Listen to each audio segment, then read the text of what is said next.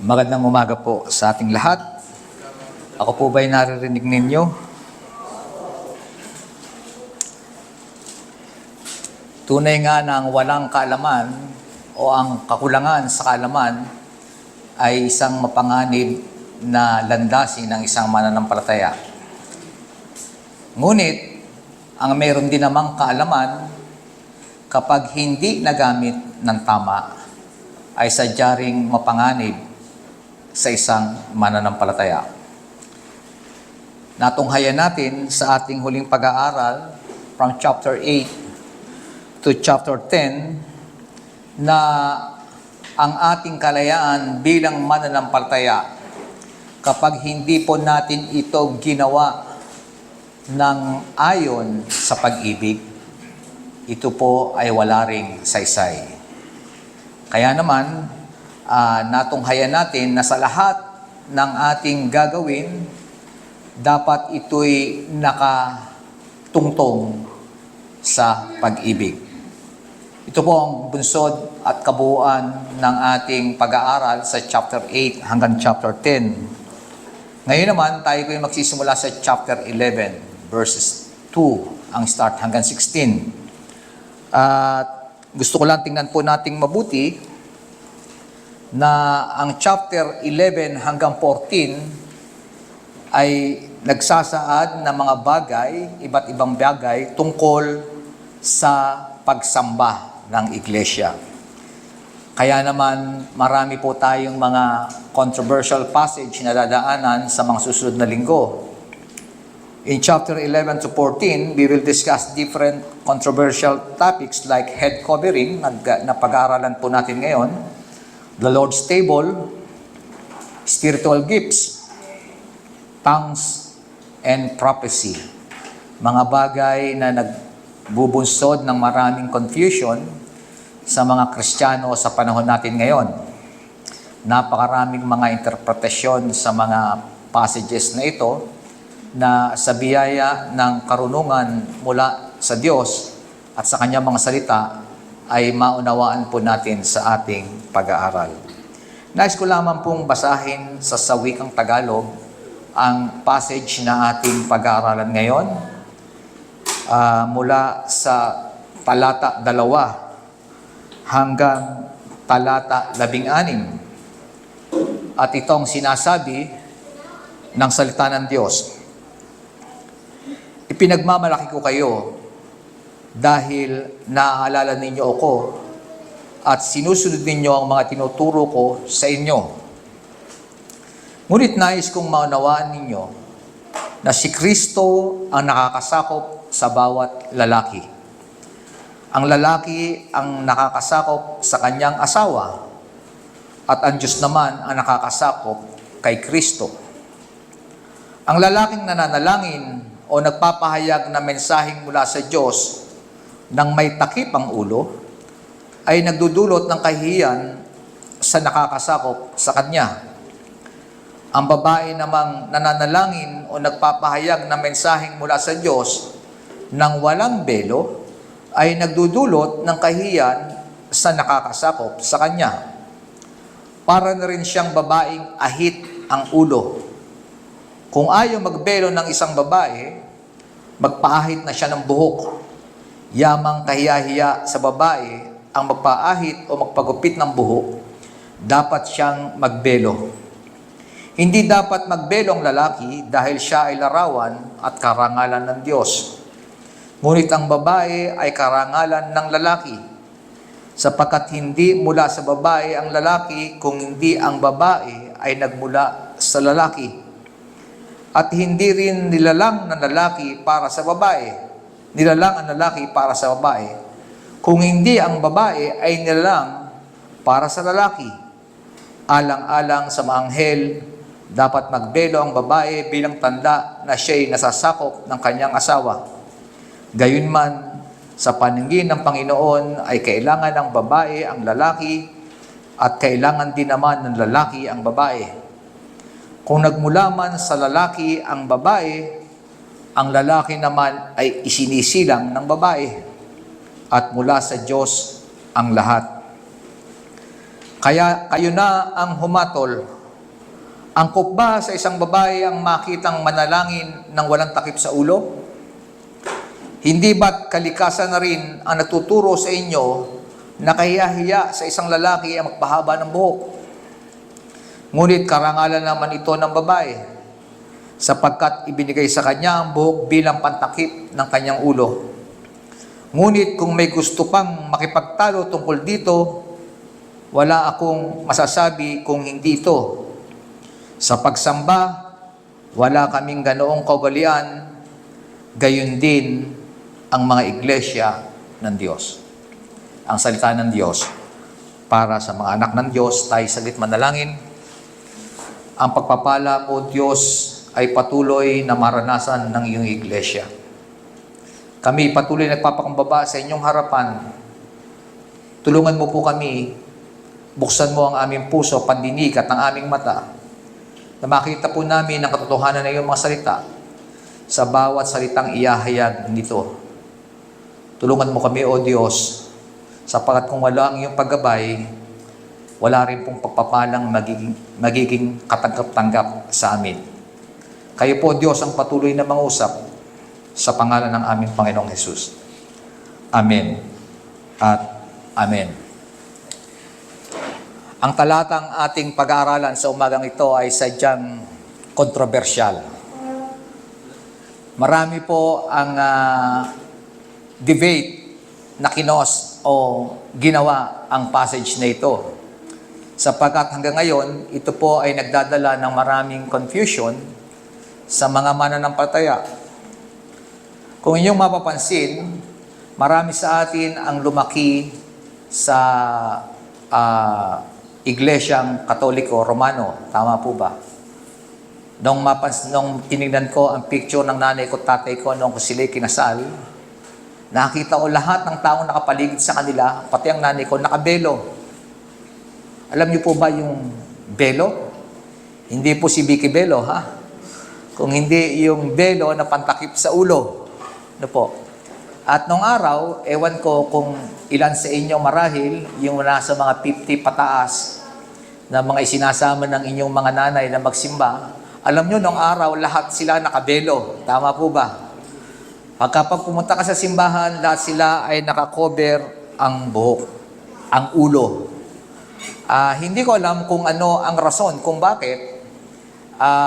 Dito nga ay naintindihan natin na sa ating pag-aaral at dinadaanan nating passage na ito ay ni-require ni Apostle Paul doon sa Corinto. Kaya naman sa pangunang pananalita ni Paul sa kanyang isinulat sa kanila, pinagmamalaki niya sila dahil hanggang ngayon, kahit siya ay nakahiwalay na sa kanila, wala na siya sa Corinto, ay ginagawa pa rin nila ang tradisyon na ito. Ano po? Kaya lang, kanya po itong nilinaw sa kanila. Bakit nga ba kailangan nilang magsuot ng takip sa kanilang ulo? Mga kapatid, may mga Reformed churches, tayong mga kapatiran, na hanggang ngayon ay nagpa-practice ng pagsusuot ng belo. Kung mapapansin niyo po at magiging kayo po ay maraming kaibigan mula sa South, may mga churches South, mga Reformed churches, na hanggang ngayon ang kanilang kababaihan, especially yung may asawa, po, ay nagsusuot ng belo. Yun namang iba, at kung mapapansin natin, meron namang mga iglesia sa Christian community rin, hindi naman Reform, na sa kanila ay batas na magpahaba ng buhok. Naman niyo po ba? Di ba? Sa kanila ay merong yung mga nakaputi na mahaba ang buhok. Dahil mahalaga rin na tinitingnan dito na sa kanilang paniniwala, ang pantakip sa ulo ay walang iba kung hindi ang buhok na mahaba. Na iyon ay pinagkaloob sa kanila para maging takip ng kanilang ulo.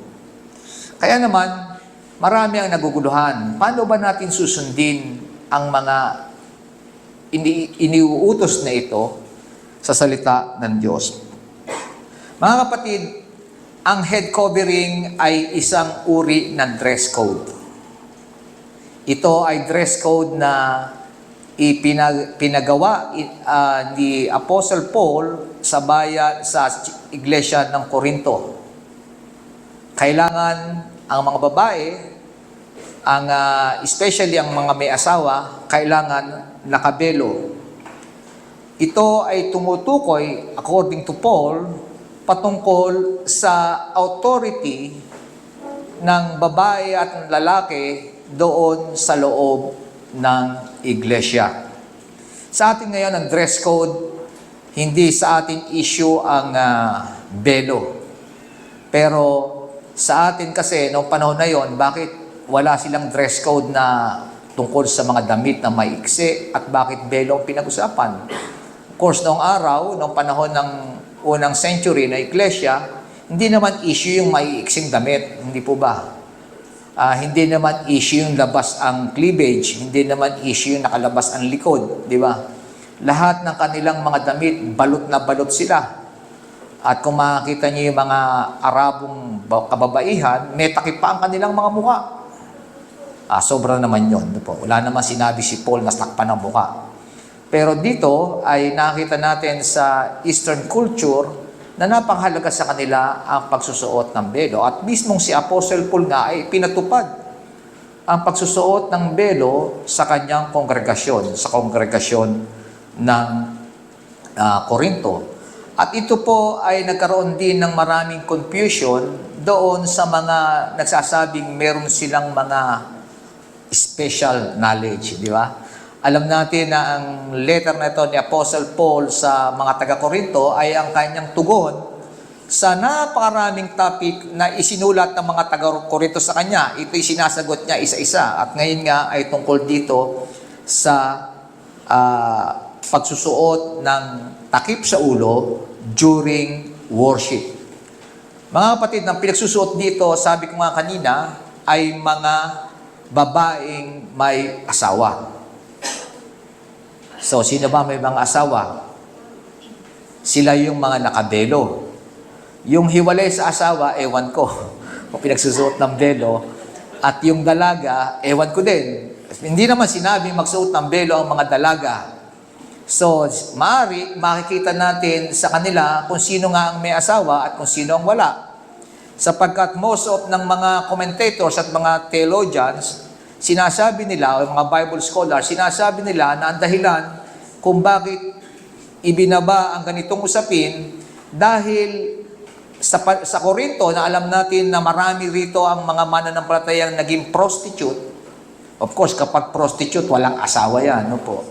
Kaya raw pinagbebelo ni Apostle Paul ang mga ito ay dahil gusto nilang ma-distinguish kung sino nga ba ang may asawa at kung sino ang mga prostitute sa church.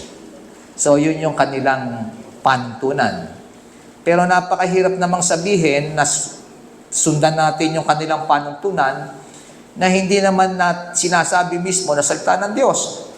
Yung pang mahirap kasi sapagkat maraming mga tradisyon ng panahon ng first century church ang ngayon ay ipinatutupad pero still ay foreign sa atin. Hindi natin alam, hindi natin naiintindihan sapagkat hindi naman tayo nabuhay ng panahon na yon.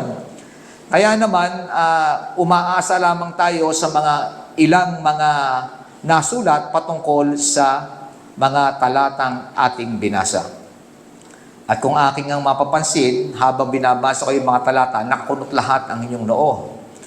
Ganon din ang aking ginawa nung una kong binabasa, sapagkat marami pong isiniwalat si Paul, pero sadyang hindi naman niya dinetalye. No po? Kaya naman, nagkaroon nga ng napakaraming confusion ang mga passages na ito. Pero dito, ano ang malinaw? Bakit pinatupad ni Paul ang pagsusuot ng belo? Ito ay visible indicator ng kanilang pagsasubmit sa kanilang asawa. So, ang babaeng nakasuot ng belo ay nagpapahayag na ako ay nagsasubmit sa aking asawa. Ayan.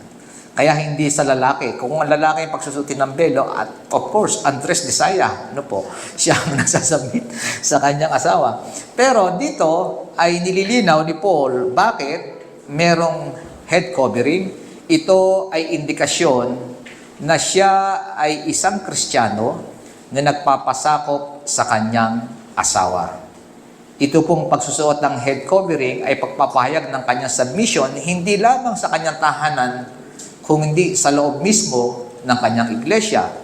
Kaya ito po ay nire-require during worship service. A woman wear of head covering showed the order of authority reflected in the church and in the home. Ang sabi nga ni Paul, God is the head of Christ, who is the head of the husband, who is the head of his wife. Paul refers here to head, being a way to indicate the authority of one over another. Dito lamang malinaw nating nakikita ang napakahalagang pangangailangan ng church order. Sabi nga natin, ang ating Diyos ay Diyos ng kautusan. Kung paano niya nilikha ang church, kung paano niya establish ang church, ito ay ayon din sa kanyang kaayusan. Sa loob ng iglesia, of course, meron tayong otoridad na pinasusunod. Merong order ng authority. Una sa lahat, si Kristo ang otoridad sa buong iglesia. Pero pagkatapos ni Kristo, ito ay ibinigay sa lalaki. Kaya naman ang lalaki ay hindi pinasusuot ng cover sa kanyang ulo dahil siya ay larawan ng ating Panginoong Hesukristo. Kaya naman, ang babae, sa pagpapahayag ng kanyang pagpapasakop, kailangan niyang magsuot ng belo. Doon natin makikita, bakit ba sa loob ng iglesia, pawang mga lalaki ang tagapanguna? Sapagkat ang babae ay talagang ginawa para maging katuwang na lalaki at upang mag-submit sa kanyang asawang lalaki. At sa pag-aaral natin na napakarami na sa Ephesians, alam natin na ganoon palagi ang sistema, hindi nagbabago. Ang isa pang bagay, bakit ano ba ang panuntunan ni Paul? Bakit kailangan ang visible na panuntunan, na pagsusuot ng belo? Ano ba ang kanyang basihan? Bakit pinagsusuot niya ng belo ang mga babae? Bakit mahalaga sa kanya yung kanilang pagpapakita ng kanilang submission? Paul, application of headship that apply to a corporate worship is based on an appeal to the creation order. Gusto nating tingnan mabuti. Ang Diyos ay Diyos ng kaayusan. Ang principle ng kanyang kaayusan ay makita natin kung paano niya nalikha ang mundo. Naintindihan po ba natin? Sino ba ang unang nilikha ng Diyos? Ito'y sinadlahat ni Paul sa kanyang talata, hindi po ba? Kaya ang babae ay magsasabit sa kanyang asawa, sapagkat gayon ito niloob ng Diyos. Hindi nilikha ng Diyos ang babae bago ang lalaki. Sa lahat ng prinsipyo sa mundo, palaging may panuntunan ng kaayusan. Hindi lamang sa iglesia, maging sa ating mga tahanan. Sa ating mga tahanan, ang lalaki rin ang tagapanguna. Ganon din sa iglesia, sapagkat ito ang basihan. Ang basihan ay ang creation order. Nilikha ng Diyos una ang lalaki, at ang babae ay nilikha para sa Kanya. Pero, huwag niyo akong mamaliin. Hindi po sila mas mataas, hindi mas mataas ang lalaki o mas espesyal ang lalaki sa babae. Mga babae, hindi po kayo mas mababa kaysa lalaki. Pareho ang lalaki at babae nilikha ayon sa wangis ng Diyos. Alam po natin yan. Ano po? Kaya lamang, kailangang mayroong manguna. At ang disenyo ng Diyos, kailangan ang lalaki ang magiging tagapanguna. Kaya naman ang babae ay kailangang mag-submit sa kanyang asawa. At paano mo ipakikita ang principle na yan sa loob ng church at sa loob ng iyong tahanan? Sa pamamagitan ng pagsusuot ng belo sa araw o oras ng iyong pagsamba sa Diyos. Naintindihan po natin? Bakit naman ang lalaki ay walang belo? Hindi po ba? Ang babae pinagsuot ng belo, pero ang lalaki ay walang belo. Sapagkat the glory of God must be seen and worshipped and not the glory of man. Kapag ang lalaki ang pinagsuot ng belo dahil siya reflection na mismo ni Kristo, ay nababaliwala. Ang nakakita ng tao ay yung lalaki na may otoridad, hindi nakakita ang Panginoong Hesukristo. Kaya naman sa pagsamba, kailangan ang kaluwalhatian ng Diyos ang maging focus ng lahat. Kaya naman sadya ng lalaki ay hindi pinagsuot ng kanyang belo. Maaring ang babae lamang ang require ni Paul na magsuot ng takip sa kanilang ulo. Alam nyo, ang passage na ito ay, sabi ko nga kanina, ay nagbigay ng napakadaming confusion sa loob ng church. Dito ay makita natin na dinidiscuss ni Paul ang tungkol sa lalaki na mahaba ang buhok. Pero paano nating ididefine yung mahabang buhok? Hindi po ba? Ganong kahaba yung buhok? Kung makita naman natin ang Panginoong Hesukristo, at kapag nakita natin sa mga palabas o kung paano po ito pinoportray sa lahat ng mga movie, nakita natin yung mga Israelites noong panahon na yon, mga Muslim, lahat sila, ang buhok, hindi katulad ng buhok natin ngayon. Tama po ba? Ang buhok nila ay balikat, hippie. Ano po? Makita natin. At yun po ay nakita nating common sa mga lalaki sa Middle East. Na ganoon ang kanilang buhok. At common din na ang kanilang mga kababaihan, bihira sa kanila talaga ang maiksi ang buhok. Makita natin sa kanila ang buhok hanggang puwet. Actually, ang kinocover hanggang dito, di ba? Talagang yung buhok nila ay mahaba. Malalaman mo lang na kapag yung mga naroroon ay mga Roman Catholic na pag nakita mo yung mga babaeng sila, mga taga Middle East ay nagpagupit na ng kanilang buhok, yung buhok na katulad ng hanggang balikat. Pero makita natin sa kanila, simula ng maliit hanggang sila'y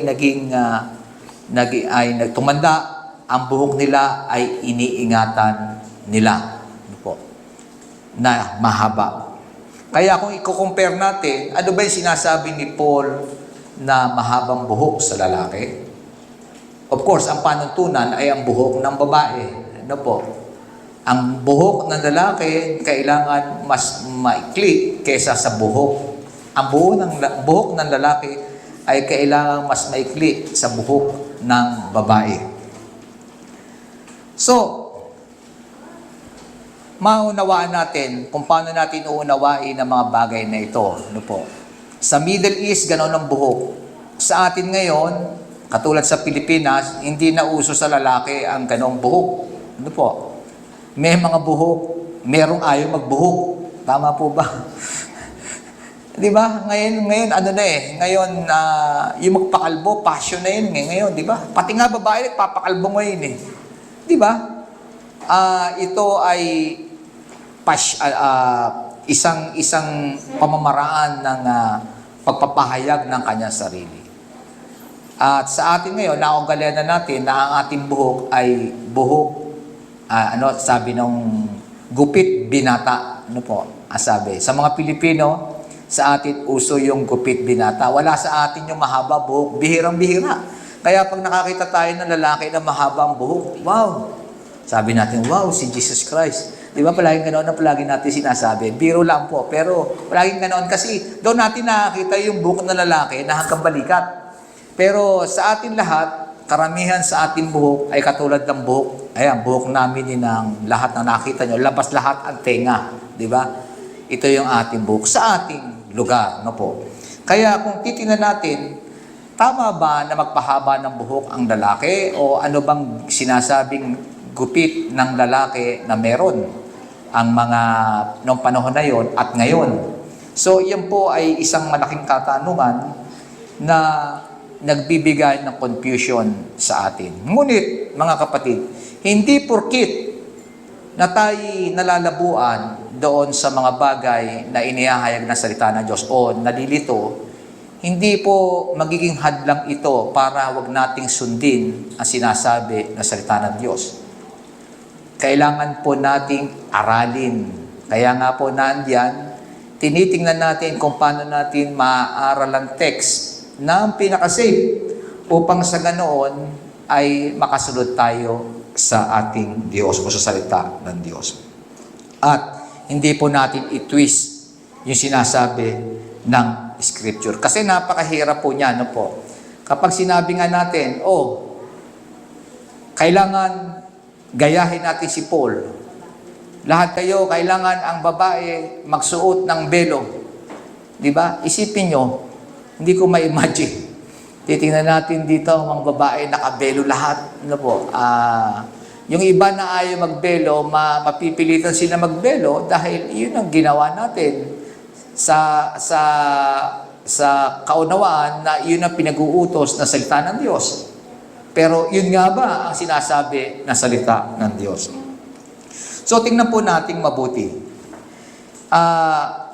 Kailangan maintindihan natin, ito pong sinasabing ito ay tradisyon. Ano po? Ayon sa sinasabi ni Paul, ang tradisyon na ito ay kanyang iniwan sa kanila at hanggang ngayon ay sinusunod nila. Ano ba sa Tagalog yung tradisyon? Di ba yun ay kaugalian? Ano po? Alam natin, ang kaugalian ay isang bagay na ginagawa nila para makasunod sa Diyos. Pero hindi po yung eksaktong iniutos ng Diyos. Gumawa lang sila ng tradisyon upang sa kanilang paraan ay masunod nila ang sinasabi ng Diyos. Kaya naman, lahat ng practice, lahat ng tradisyon, paano po natin ito susumahin? Kung paano natin ito sasagawa, dapat doon nating maintindihan kung ano ang pagkakaiba ng principle at ng custom. Customary, di ba? A custom. Ibig sabihin, ito ba ay principle, ito ba ay custom? Pag sinabi nating principle, a principle is a God-given standard valid in every time and place. Pag sinabi nating principle, ito po ay eternal. Wala pong pagkaluma ito. Ito po ay valid noon, valid din ngayon. Ano pong isang example natin ay yung Ten Commandments. Di ba? Ibinigay ng Diyos ang Ten Commandments noon, hanggang ngayon, valid yon sa lahat ng tao, sa lahat ng lugar. Tama po ba? Pag gano'n sinabi natin, ibig sabihin, yung pong meaning ng principle. Pero ang custom are not eternal. Hindi po yung pangwalang hanggan. Pag sinabi nating custom, iba-iba sa bawat panahon, sa bawat tao, sa bawat lugar. Ang isang mahalagang halimbawa ay ang pagbabayad ng tithes o pagkakaloob ng tithes. Ano po? Ang tithes ay napakaraming beses o malaking usapin sa mga Kristiyano. May mga Kristiyanong kapag narinig mo ang tithes, allergy, hindi na tayo nagtitithes ngayon. Yung tithes na yan ay sa mga Israelita lamang noong panahon ng lumang tipan. Kailangan pa ba natin gawin yan? Mga kapatid, kung ating inaaral ang salita ng Diyos, si Abraham ay nagbigay ng kanyang tithes kanino? Kay Melchizedek. Tama po ba? Noong panahon ni Abraham, hindi pa yun ang panahon ni Moses. Wala pa ang kautusan ni Moses. Pero noong panahon na yon, nagtithes na sino? Si Abraham. So ang tanong, yung ba ang tinatawag nating principle? Of course. Sa panahon natin ngayon, ang tithes kaya natin sinasagawa sapagkat principle na itinuro ng Diyos. Naintindihan natin? Pag sinabing ating principle, eternal yan. Nagkakaloob tayo sa Diyos.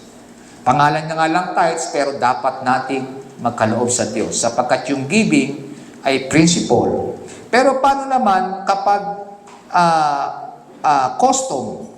Of course, yung custom, sabi natin, hindi eternal. Noong panahon na yon, paano ba nagtatites ang mga mananampalataya? Sa kanilang panahon, paano ba nagtatites ang mga Israelita sa pamamagitan ng anong currency nila? Shekels, di ba? At saka denarius.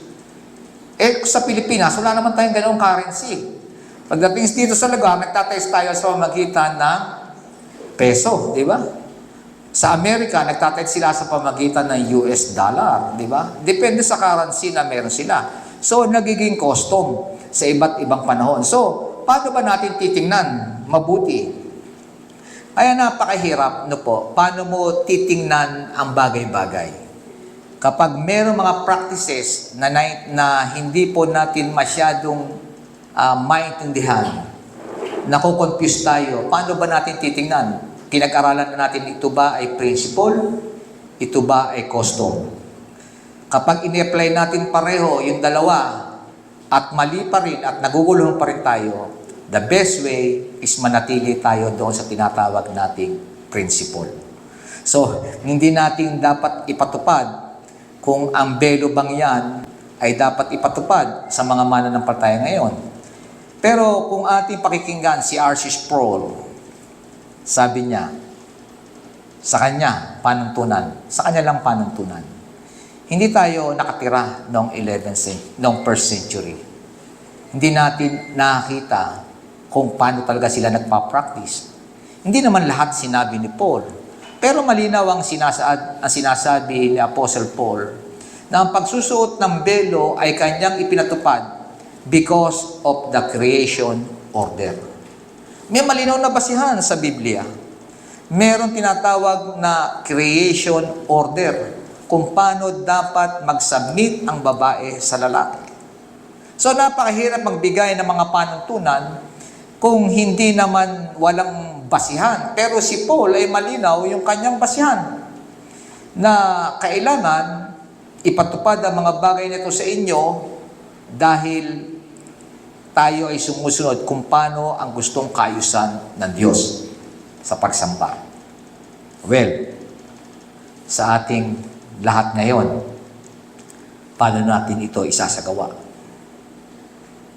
Karapat-dapat ba na tayo sumunod kay Apostle Paul na gawin ang mga bagay na yan?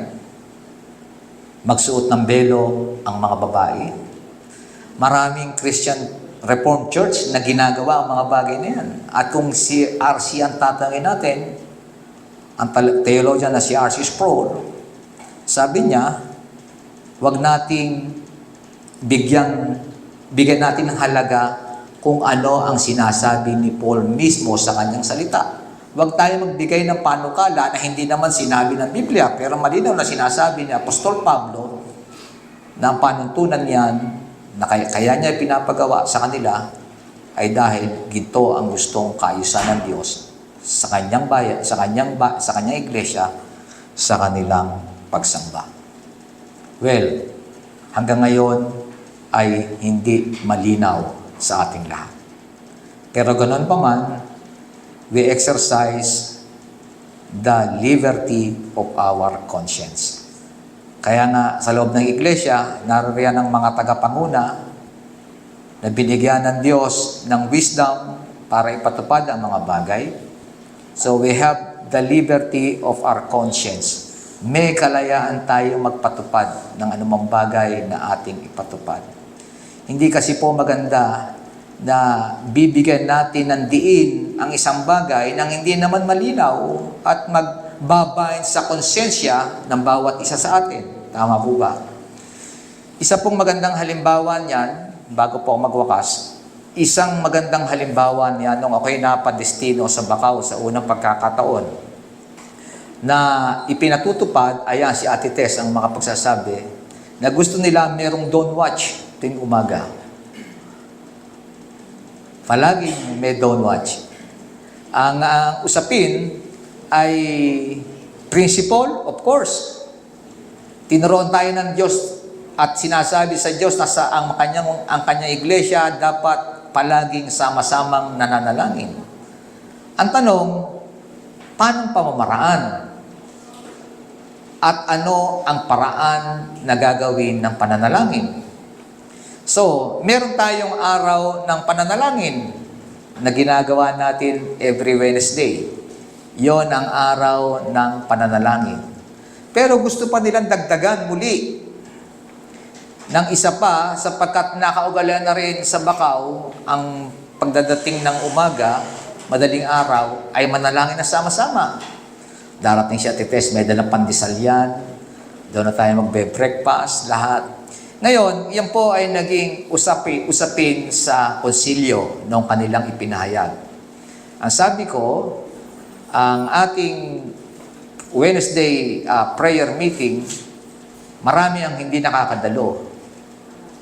Ngayon, dadagdagan pa natin ng Dawn Watch na lalong mas marami ang hindi makakadalo dahil may mga trabaho. So ngayon, ito ba ay papatupad natin? Kung gusto nating lahat na magkaroon ng Dawn Watch, siguraduhin nating lahat tayo ay dadalo. Of course, kailangan po, wala namang pinagbabawal na gawin o hindi gawin.